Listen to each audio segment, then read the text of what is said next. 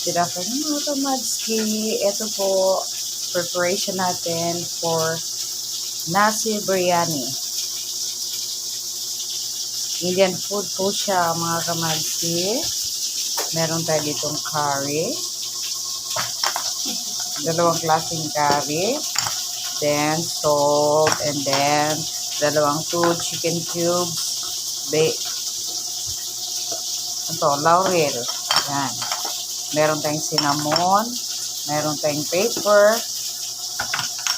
turmeric, cumin seeds, and cardamom.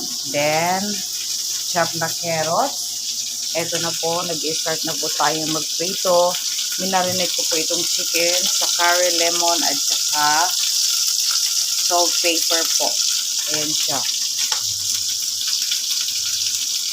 And then, mamaya po pala, meron tayong basmati rice po ang ipapartner natin dyan. At saka yung may butter po yan.